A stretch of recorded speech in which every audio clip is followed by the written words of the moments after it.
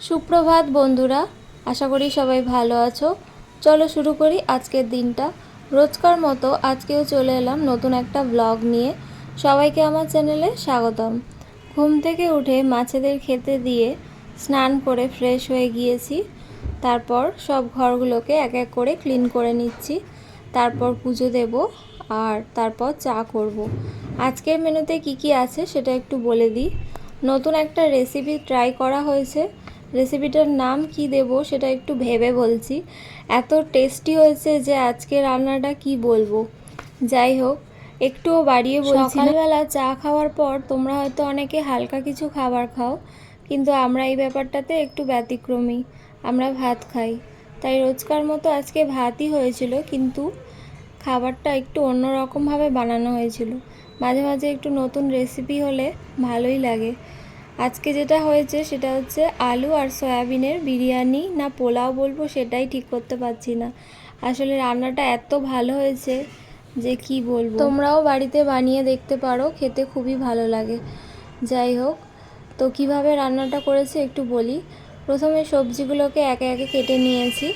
সবজির মধ্যে ছিল আলু, ক্যাপসিকাম, এগুলোকে ছোট ছোট টুকরো করে কেটে ধুয়ে নিয়েছিলাম।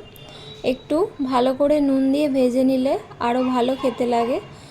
আর তার সাথে কাঁচা লঙ্কা একটু চিড়ে চিড়ে নিয়েছিলাম, মানে কাঁচা লঙ্কাটা পুরো কাটিনি, একটুখানি মুখটা কেটে কেটে নিয়েছিলাম।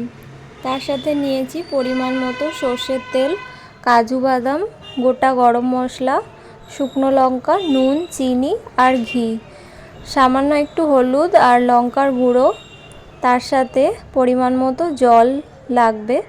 আর আমাদের বাড়িতে বানানো মায়ের হাতের মশলা দেওয়া হয়েছিল এটাতে, আর অল্প একটু সামান্য আদা বাটাও লাগে।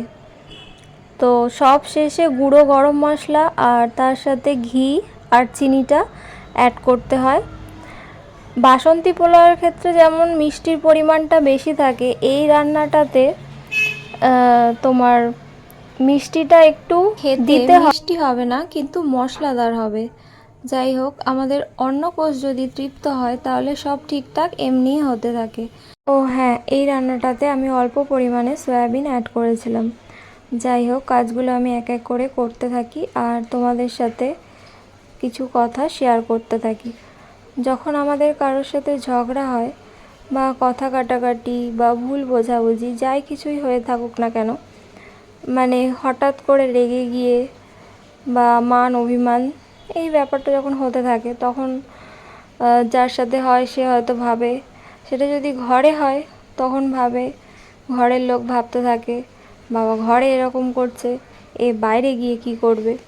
এবার যদি তোমার বাইরের লোকের সাথে ঝামেলা হয়, কথা কাটাকাটি বা ঝগড়াঝাটি এগুলো হতে থাকে, তখন বাইরের লোক ভাববে বাবা রে বাবা, বাইরে এরকম করছে, তাহলে ঘরে নিশ্চয়ই কীরকম করে। তো এই হলো ব্যাপার। কিছুই না, আসলে পরিস্থিতিটা এমনই হয়ে যায়, তখন হয়তো কিছু ক্ষেত্রে আমাদের মনে হয় যে প্রতিবাদ করা দরকার, কিন্তু আজকাল তো আবার প্রতিবাদ করলে কি হচ্ছে চারিদিকে সেটা আমরা সবাই দেখতেই পাচ্ছি। বিশেষ করে এই প্রতিবাদ যদি কোনো মেয়ে করে থাকে, তাহলে তার সম্পর্কে আমরা আমাদের চেনা পরিচিত মানুষরাই বিভিন্ন রকমের তকমা লাগিয়ে দিই। যাই হোক, সেসব বলে আর লাভ নেই। তো তোমরা দেখতে থাকো আমার কাজগুলো স্কিপ না করে।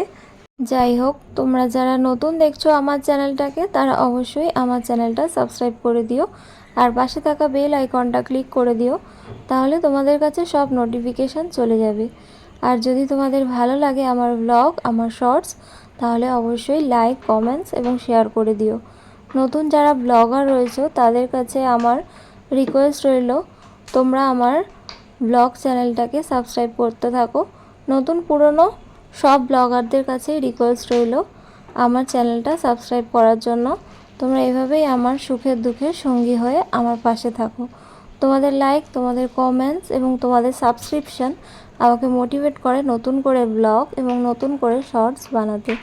যাই হোক, আজ আর বেশি কথা বলছি না, তাই বলে ভেবো না যে আমার ব্লগটা এখানেই শেষ হয়ে গেল। তোমরা কিন্তু শেষ পর্যন্ত দেখবে, আমার রিকোয়েস্ট রইল।